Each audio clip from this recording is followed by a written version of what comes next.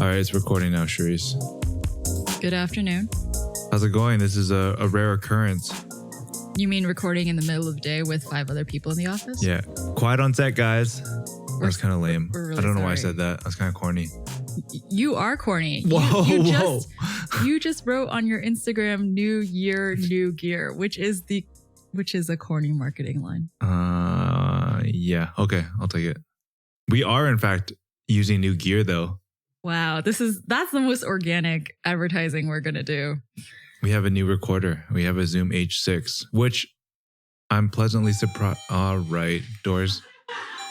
I'm in the middle of a deep thought, and then the doorbell rings. We'll have to keep that in there. Thanks, Chris. H6. H6, which I'm pleasantly surprised has 4 XLR outputs. To be honest, we probably should run this from like a proper audio interface, but this is convenient and allows us to sit at the couch. So, and then, yeah. Oh, and then we're also using these Shure SM7Bs, which we had a guest in the office earlier, and he was, how do I say this? I had something that I would have said had I not been recorded. Should I say it anyways? No. Okay, fine. Wow. Off your game today? No, but I want to say it. It's probably rude. Yeah, so you shouldn't say it. Okay, how would you describe how they were dialoguing over the mics? But they were a fan of it. That is so politically correct. Anyways, fine. You know me. You take it. All right, you know what? For the sake of transparency, these were gifts from Shure. I have to say that because I'm a big advocacy for transparency. I mean, also, there are going to be many images and a video of you coming out with you using Shure mics. So. Yes. Oh, yeah. I guess I should preface why we Alex and I were in LA. We had a very sort of unique experience because traditionally we're the ones that are behind the camera and behind the camera. Well, I guess, yeah.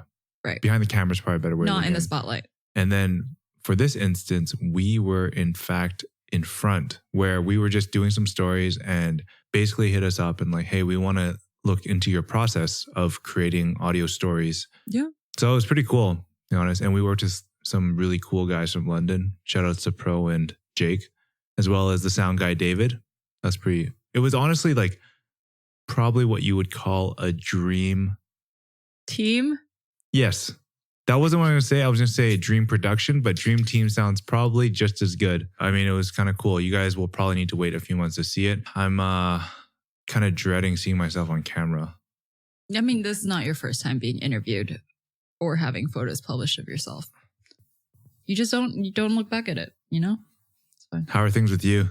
I watched Black Panther last week and I talked to you about it already and I wrote about it for the briefing, but just wanted to shout it out again. I've heard a lot of good things about it. Actually, but what I did want to mention to you in conjunction to it, which is not even specifically related to the movie as in the plot line, but is the media surrounding Black Panther, because I've seen some criticism of the fact that a lot of publications are kind of looking for negative stories.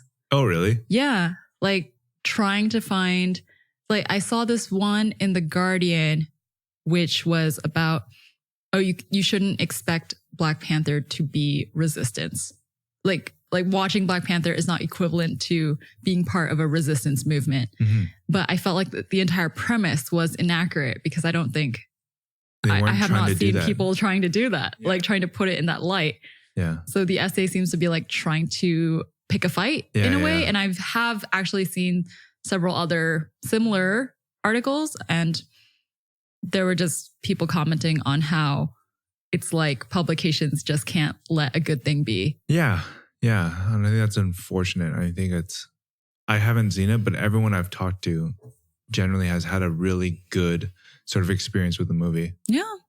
I highly recommend it. So one of our friends, Jonathan J. Lee, I'm gonna mess this up, but he's actually a comic book artist for a big studio. Do you know which one it is? Nope. Okay, then Let's not try. Yeah. Anyways, he loved it. And I also think that the reason why he enjoyed it so much was not even because it's sort of an adaptation of a comic book so much as it is just a social commentary. Yeah. I wouldn't necessarily say that I've heard a lot of movies in the past year that have been embraced for that exact reason. One that it's been likened to for good reason is Get Out, directed by Jordan Peele, because the criticism is similar. Like the commentary is similar, done differently, right? Horror vs, big action flick. While I don't agree that, watching Black Panther Get Out is equivalent to going to a protest or being part of a resistance movement, it's more enlightening to you as an individual to watch these movies vs some others. All right, Charisse, what is the topic today? So I wanted to talk about how Asian American identity has shifted in past couple years, and also just the history of the establishment of Asian American identity. And actually, the essay that I want to talk about was not included in the briefing because I found it post the briefing going out. But we did mention a New Yorker article last week that was about Chloe Kim and Kim Yo Jong.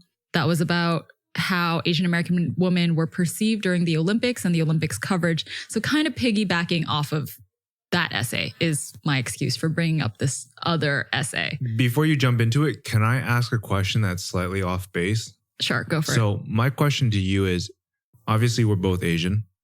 Yep. What value does this topic have and what you plan to talk about? How does it have value to everybody? And the reason why I bring this up, because I personally have always wondered about the value of this dialogue, because I also feel like the racialization of it is something I don't know how to approach properly. And I don't know what the value, like I feel it becomes, does it become niche? I don't know. Like I can't even necessarily communicate and or articulate what I'm feeling, but I just kind of feel like, hey, you know what is the value of this discussion for people that are not Asian? This was one of the questions that I wanted to ask you about. What is the usefulness of hyphenation in titles, right? Like Asian - American. Like how come Asians in America cannot just identify as American, especially when they've lived there their whole lives? I think that this topic is important regardless of whether you're Asian or not. One, if you're not Asian, but you are of any group that you consider minority, then it's just about identity. Like, where do you find identity? And is it important to you for knowing who you are to base that off of race in any way, right? And then if you are not a minority, right, wherever you're listening to this, right, you could be in Hong Kong and listening to this and be Chinese and therefore in the majority. But anyway, if you are in the majority, I think it is useful to try and imagine how people who aren't you are feeling, and also how can I advocate for that? Or is it necessary for me to advocate for these people? Got it. So if I'm going to start by just giving an overview of some of the reading for people who might not have read it. So the New Yorker article that we covered last week was by Jia Yang Fan in the New Yorker, and it's called Kim Yo Jong, Chloe Kim, and the Shifting Images of Asian and Asian American Women at the Olympics. And the first half, she talks about how Kim Yo Jong, the younger sister of Kim Jong-un, was quite stereotypically spoken about in US coverage, like falling into both positive and negative tropes that are related to Asian women, such as on the positive, air quotes, side, like demure, loyal, non-threatening. And then weirdly, there was like this back and forth in media where they flipped from covering her positively to covering her negatively as like a, tiger woman, being this aggressive weapon in disguise, deployed by North Korea. And then she contrasts the coverage of her to the coverage of Chloe Kim, which the Chloe Kim coverage is interesting to me because it's like, is it possible for media and the public in general to be positive and celebrate her without having to fall into addressing her Asian Americanness? Or is it more productive to mention that fact? Because she is outstanding regardless of her ethnicity. Correct. So for anyone who doesn't know, Chloe Kim is a 17-year-old Korean American who won gold medal in the half-pipe snowboarding during the Winter Olympics and is the first woman to perform back-to-back 1080s.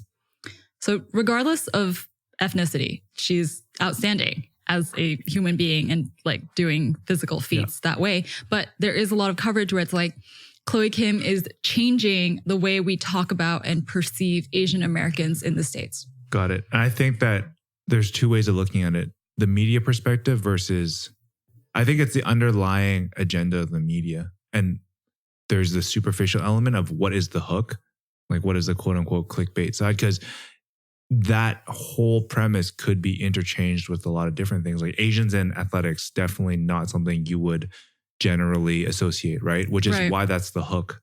Right. But if you were to speak about her normally, right, you would normalize it, which is kind of a good thing in this context. It's just whether or not what is the underlying thing you want to achieve. Yeah. And if you want to achieve visibility in a click, it's probably going to be, I mean, let's just say this. Oh, Asians are good for more than just math. They can also snowboard. Like that would be a real easy way to sort of, you know, interject that element. Or you could be like, Chloe Kim is our generation's greatest. No, that's even not right. But like Chloe Kim is the future of US snowboarding, or you know what I mean? Like there's different ways of looking at it and how you want to apply it. Yeah. And what's interesting to me, so yeah, I agree that there are media outlets who have other interests, right? Like they have their own agendas getting clicks and thinking that that they'll get them through certain tactics.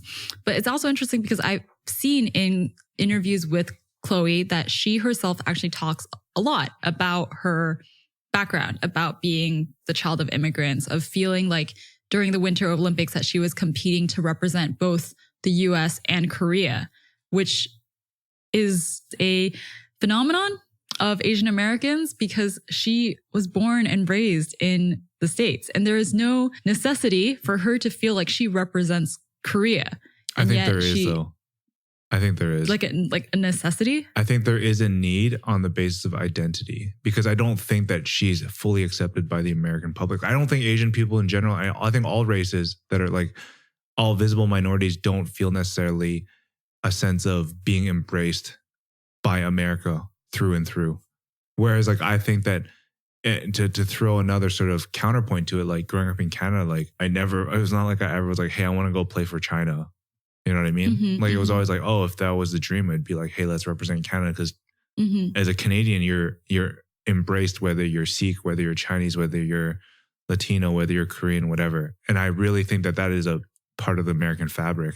But what you're saying about your own experience is also two-sided. As in, I want to play for Canada, but I also do not feel like they totally accept me. No. I disagree. Oh. I feel like as an ethnic minority, you're definitely, maybe there's still like bouts of racism, but it's by no means to the same level of segregation or just like putting people into buckets. But earlier you were saying that it was necessary. It's still necessary for Chloe to feel as though she is. Oh, I'm not saying that it's about her feeling that way. I just think that seeing how the landscape is in America, I think that's the reason why there's a sense of sort of embracing your background more than, I mean, I guess beyond Canada, I don't really have a good gauge. But I would just say like knowing their neighbors and knowing they both have similar paths with, you know, multiculturalism and or a lack therefore of it / immigrant culture. I think they're very different paths. If I was to look at my parents growing up, well, they immigrated to Canada when they were, you know, their early 20s, like late teens, early 20s. I'm trying to think of any sort of negative stories they've ever told me. I mean, nothing ever sticks out like, hey, you know what, like even growing up in like a relatively small town in Canada, it's not like they had some bad shit to talk about, which I don't know, maybe there is. But like, I just feel like in general growing up, like I never felt that same level of division. Okay. So to be clear, what you're saying is that you understand Chloe feeling as though she represents the US and Korea equally because of the current social climate in the States. Yes. And because currently, if you are a visible ethnic minority, there's a feeling in the States that people don't want you there, even if you grew up there your whole life. I think what's also interesting too is like there are kind of these young up and coming football players, soccer players. One of them, I recall, he's like younger and he was born in the US, but he went and decided to go play for Mexico. So I think that's that's, I mean, I would have to dig deeper into it, but I think that, representing the US is not a de facto choice. I understand. But do you understand my perspective of the way that everything's sort of like broken off into buckets, which is why, the solidarity of your community, if you're Mexican, if you're Korean, is quite strong.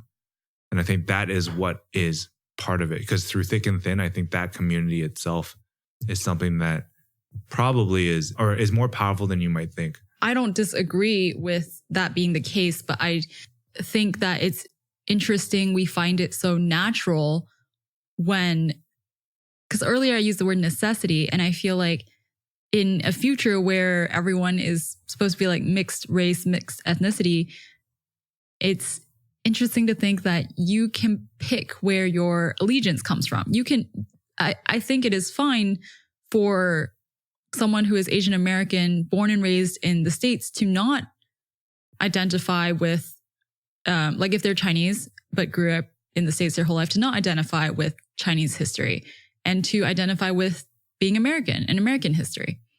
Do you see what I'm saying? Yeah. Like, I understand why that Chloe and other athletes would seek out their history, seek out where their families came from. I think it's an interesting burden that we have placed on these mixed culture people to investigate their own history. Is the burden placed on us as fans, or just you think in general? I want to move it to the other essay. Did you end up reading it? No. Okay, so it's... Sorry, I didn't do my homework. No, don't worry about it. It's called The Forgotten Zine of 1960s Asian American Radicals. Oh, you did read it. I looked at it briefly. By, I'm going to pronounce this wrong, J. Lee in Topic. And this is fascinating because even though I just said that I think it's an interesting burden we've placed on Asian Americans to understand their history, this article is all about history.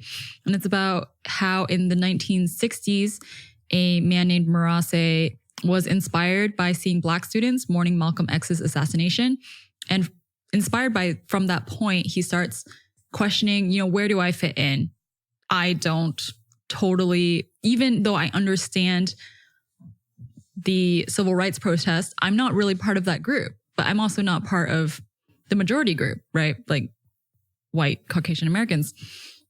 And he and his friends start this zine called Gidra, which is with essays and poems and illustrations that are about being Asian American and kind of being really brutally honest about the state of things. So it's funny because this essay is all about like the establishment of an Asian American identity at all. Like it wasn't existent before that. But now I question, what is the purpose of having a hardline distinction? Like this is the Asian American identity. Does that serve a purpose? And who are we serving? I think when you're a minority, you're generally looking for community, right? And drawing up those lines is what creates the community. If no one really knows what they stand for or what they should be doing, then it's hard to group them together. And I think it's the grouping which makes people feel better. It's camaraderie, it's community, it's friends and family, it's all those things. So that's why I think that having stuff like this is helpful, especially when you are so uncertain. You come in like, oh man, I don't know what I am. And also when you start to define Asian, there's so many countries, there's so many cultures in there. Yeah. Right. And I think that that's kind of where I see the value in it. It was kind of interesting because you posted one quote. I mean, like I said, I didn't read the whole thing. Mm-hmm. You posted one quote and I was like, holy, that's like, I don't know if I agree with that. But also, now that I think of it more, it's like, how long ago? That was probably 50 years ago, though. Yeah, I mean, it's a different time, 50, 60 years ago. Yeah. Got me thinking, like, maybe they need to be that abrasive to be heard. This is another thing, too. Is like, I just don't feel like we're creating meaningful dialogue when we start pitting each other against each other. Yeah, I mean, that's part of why... Which is my current worry, I think, with all this racialization of things. Like, right. I think MAEKAN in general tries to be very open to all voices. Like, it's not like, hey, you know what? Let's skew towards all minorities. Like, if there's a good story, it's a good story. Right. I mean, that is the reason behind my question of what is the purpose of establishing Asian Americanness and who are we serving by establishing that? Because I wonder if even when we are celebrating Asian Americanness, we are still creating a division. I'm not totally firm on that. Like, I'm still working through it. But you think you're creating a division for everyone else outside of that, which I think I would almost argue that dependent on it, I think that people will feel threatened when that time comes in terms of, hey, you know what? Like, oh, I feel threatened. That's when it becomes a problem. But I think when you're so comparatively forgotten or not part of the major discussion, like this discussion is not for everyone else. It's for you in your community. I mean, we kind of talked about this when we talked about what is the necessity of having women only events, right? Like, even though those aren't events that are out to put down men, it is still creating a distinction, right? Like, there's a parameter. Yeah. And just the establishment of that parameter is saying this is the difference, right? But I guess what you are saying is that in the case of Asian Americans, we're still at a stage, or any minority, we're still at a stage where it's necessary to have that celebration of this specific. Because it's internal solidarity you're trying to bring into the picture. And I also think this is making it even more complicated. But one thing the topic essay talks about is atrocities the U.S. has committed specifically against Asians. And I'm not, even though I have lived in the States for an extended period of time, I'm not an American citizen, so I can't know exactly how this feels. But I think about being in a country where you look like the enemy, or you look like a historical enemy. I don't know. I just thought it was an interesting thought. Yeah, it's very difficult for me to like think about that, because I mean, there's things that happen also in Canada, but I also think that the mindset was a very specific moment in time. If it reflects the reality of today, then that's an issue. But I think that we sometimes get caught up in the bad actors that become the dominant sort of share of the voice. You focus on bad actors. We all know that. Why are we continually honing in on that when there are a lot of good stories and good things that are happening and people trying to make a change? It's frustrating and it's annoying, but at the end of the day, I think this is something that it's either you're about it or you're not, right? Are you about the fight? Are you about wanting to create a better world? Or are you just going to focus on the people that speak the loudest? That's all it comes down to. I actually don't think there's any other element to it beyond that. Like, there is no sort of like rationalizing what the other side's doing and or trying to convince them. It's like you kind of have to control what you can control.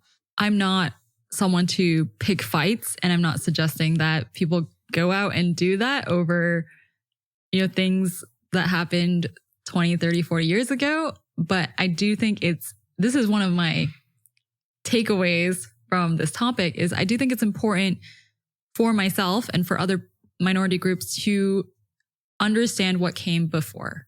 Even if it isn't going to, even if you decide this is not what I'm going to base my identity off of, and this is not what I am going to even argue with other people about, I think it's crucial to yourself. And I think actually that you would love this because it's about context, right? Yeah. Like understanding the history of things before.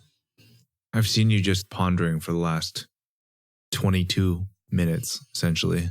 I mean, it's a big topic for myself personally because it's not the same as being Asian in America, but being Chinese in Hong Kong and English speaking and more American culture than Hong Kong culture, I can understand being from a place and then having other people in that place decide that you don't have ownership here.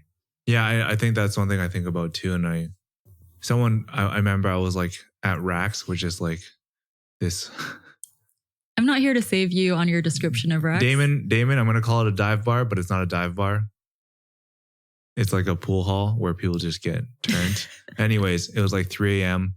And I remember having a conversation and talking to Jesse actually. And I was like, oh yeah, like I have so many big plans with MAEKAN and like, I really want to have a positive impact within, let's say, this region, right? Mm-hmm. She was like, Eugene, you have to learn to play the game. And I think that really stuck with me. Play the game as in like you kind of have to embrace the cultural nuances of where you are, because if I'm a foreigner and you treat me as a foreigner, then how do I utilize that understanding to play on your field? Because it is your field, right?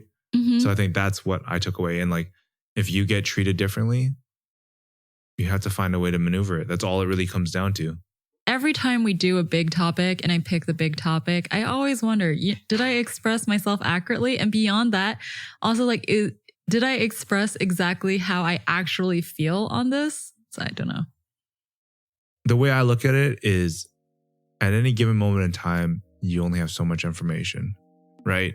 You obviously want to put that information out there. I think your personality would not want to withhold something, even if you don't feel like you know the full context or you know exactly how to wrap your head around it. You're still working through it. Actually, something from the Slack community has stuck with me, which is Jeremy Kirkland from the Blammo podcast. Yes. He messaged us to follow up on our "Is higher education a waste of time?" topic. Yeah. And he said he's personally, like a personal hobby of his is world history. And I've been thinking about how useful that hobby is, because I feel like I'm constantly learning stuff about the past that I had no idea about, that I didn't learn in school, and still informs the way I think about things now. Yeah.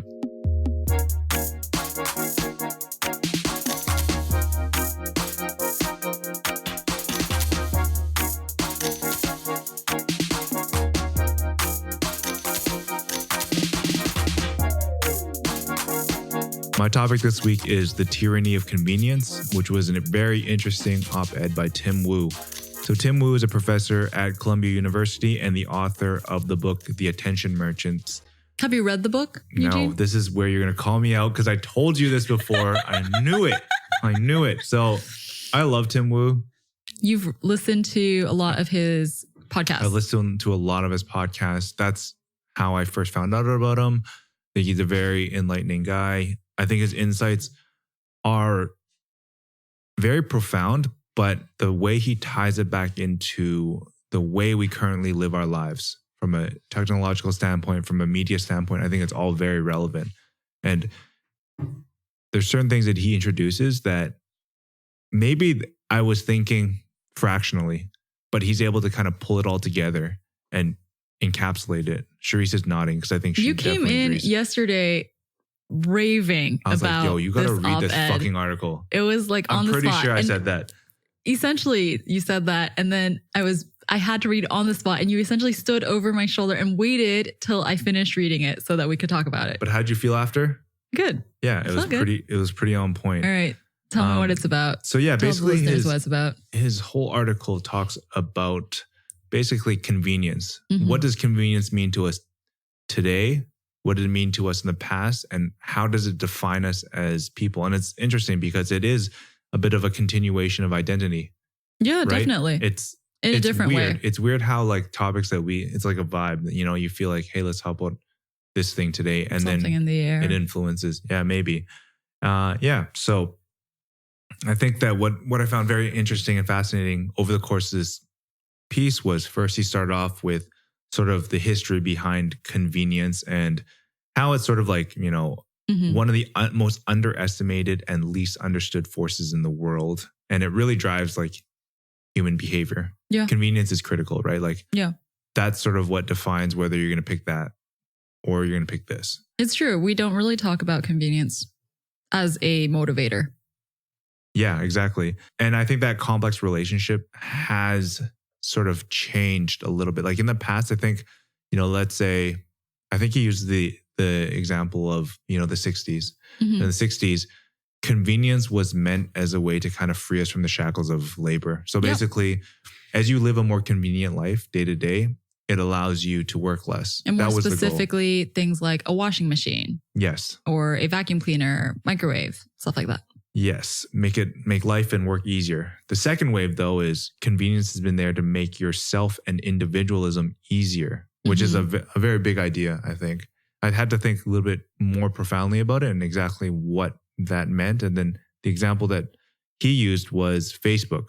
So for example, Facebook is a place that we use because it's convenient to keep tabs on our friends and family. But interestingly enough, because of the way it's set up, it strips away identity because everything's sort of placed in this format that Facebook has decided is how you're going to consume the memories and experiences of yourself and others. Right. And I think his last parting words within the piece were they're pretty captivating. The constellation of inconvenient choices may be all that stands between us and a life of total efficient conformity. Yeah. So I guess to that point, there's a lot of interesting things that come into play. It's like, well, what is the impact and importance of individuality, which I think we see as being critical. I think if you look back on the work and listen to some of the things that Tim has said, especially as it pertains to the attention economy, and I think the efficiency of everything. I think everything in this tech-driven world is based on optimization. Yep. And what do you lose when you optimize every single thing? And I was on his tweet that he shared, and what I found interesting was like, obviously smart people naturally attract intelligent followers or whatever. And you don't think so? Not sure if that's true. I think in general. My computer just died. Anyways, so I looked at that whole thread and there's some interesting things being said. So for example, one person shared this paper called Introducing Procedural Utility. Not only what, but also how matters. So it really talked about how people don't only care about outcomes, like the final product, they care about how you arrive there.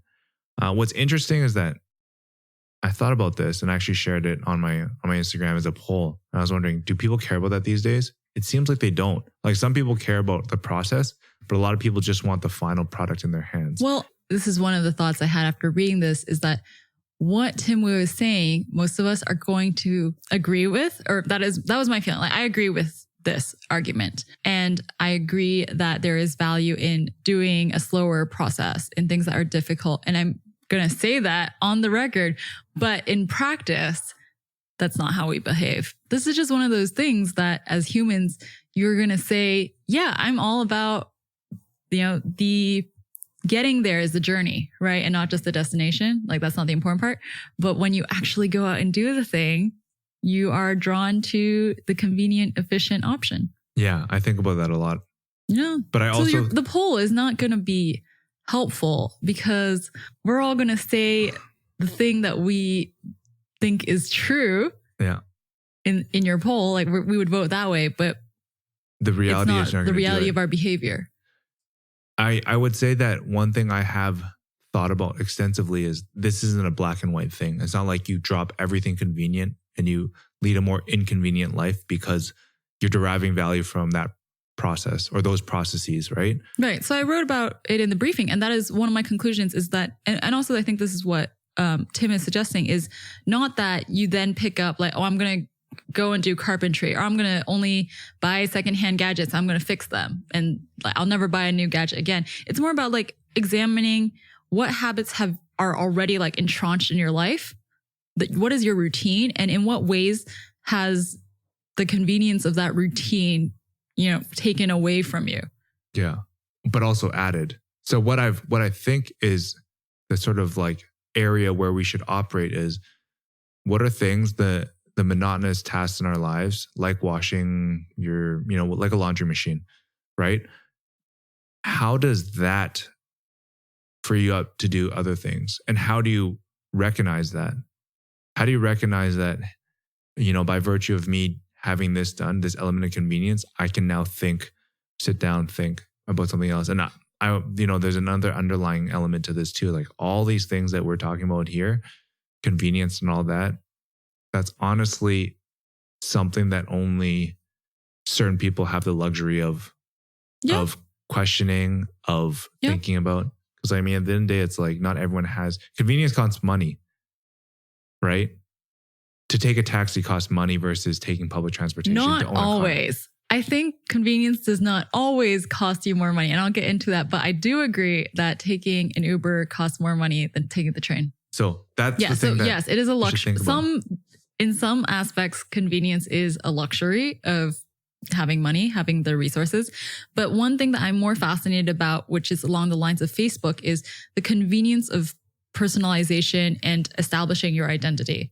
And I think we have talked about this before, but Instagram and Facebook and Twitter, like actually these are convenient options to consume media. And what do we lose by relying on them? And I'm of the opinion that it is net negative when you rely on your Twitter timeline and Facebook feed Correct. to, tell you what to read or tell you what to buy. We couldn't have consumed this or read this story, this op-ed on Twitter or Instagram. It just, you wouldn't do it. Mm-hmm. I just think that the experience would have been so poor. Yeah. Yeah. So that's a great point too, is the way we look at our individualism now going forward, where people think they have a sense of identity when in reality, it's just the facade is the same and the underlying elements are actually the same, even though you are lured into a false sense of security as it pertains to your identity. I don't know. I think that's something that honestly, that's the part about the whole op-ed that I'm trying to wrap my head around the most and its ramifications going forward. Because I think there is a sense of stripping away where people are finding, how can I really create a sense of individualism in the face of a lack of different variables? Because the content itself, right? That's why people go and share experiences, because experiences are now the defining factor. I'm just being real. You and I, we're not likely to go out and add inconvenience to our lives in ways related to physical labor. I'm not about to start hand washing my clothes. Okay. Yeah, I see it. Right. I mean, I would take the stairs 9 times out of 10, then take the escalator. Okay. As an example. Fine. That's still like, honestly, I'm not going to be like, oh, I'm so proud of myself because I did that. But or like, you're still going to use your vacuum cleaner. Right. So when I think about what the ramifications of this op-ed are, it's about, do I let things like the tech services I use be my sources of information? Or do I try to go out and find information through more firsthand ways? And my example is not particularly relevant to you, but I think it will be relevant to other people, is instead of relying on, Beats One or Selection or generated Spotify playlists, how do I find artists on my own? Yeah. How do I find new music that's not something on a chart? And that's like no necessity, but I think it's part of establishing who you are. Yeah, I think music is the one place of pushback where people have sort of recognized that in general, they're not content with what they're being served, right? Whereas like, I don't think it's the same. I think actually people get excited about their Instagram Explore page. I'm giving Eugene a look right now. I mean, some people just get lost in it. I've heard maybe neutral to positive reactions. Okay, one thing that I'm definitely going to do and that I admire you for doing is getting back on the RSS reader habit instead of just letting things come to me whenever they come to me. Yeah. Well, I don't even really like the RSS either. I honestly don't even really like RSS that much. But it's more real to actually dive through a full archive of something than to just let like top 10 lists reach you. True. I mean, or like just looking through what is most popular, because that's just like what the masses have read, which is not to say that those are bad articles, but just like maybe there's something that's been overlooked. Yeah. That you didn't even get the chance to decide, do I like this or not? Yeah. I mean, that is kind of the positive part about RSS is like that full archive and you can go through it. I have trimmed down my RSS over the years. And I think what kind of sucks is that what's left over is it's almost entirely focused on larger publishers, which doesn't make sense because if you're a smaller publisher, then I mean, I only get notified when you publish new things, right? Mm-hmm. But I think maybe it's just there's a rare quality that is missing. I do have a question for you about the Tim Wu op-ed as a whole. Do you think it's a self-help piece? Oh, that's a good point. I think it's in part self-help, but I also think that in general, like the way it's been applied is more commentary that could tip into a self-help piece. But I think regardless, like what he has said there, I think anyone that reads that or whoever is reading that piece, I don't think that everything in there is entirely new. I think depending on what part of that you relate to, I think some idea or notion there was pre-existing. I don't think everything in there is revelational. If you've lived sort of a digital life for the last however many years, like some part of that speaks to you. And I think we talked about this before. It's like everything he said in there, it's not that it's out of left field. It's like, it's articulation of something you probably thought about. Exactly. Mm-hmm. But then again, I think the part about mass individualization, I think that's the part that probably stuck with me the most. And the one that probably I'm going to continually think about more and more, because everything else was crystal clear. Okay. So it's sort of that part that I kind of need to understand a bit like more. How tech services purportedly are about individualization, but are really mass. Yeah. On a mass level, they're doing that, which is not really individualization. Good place to wrap things up for the day. If you are interested in learning more about MAEKAN and our membership opportunities, you can check us out at maekan.com, where you can also listen and read to more of our stories focused on the sights and sounds of creative culture. Wow, you actually did that all by memory. I have said it 36 times now. Anyways. So I have committed it to memory. Anyways, thanks to Gordon for editing this. This is his first time. You have still not committed your bit to memory. No. All right. Here I am reading. Make me feel bad. You can also subscribe to us through your favorite podcast app and platforms. If you like this podcast, do us a big favor and review us on iTunes or share this podcast with a friend. I'm Eugene. I'm Charisse. And this is Making It Up.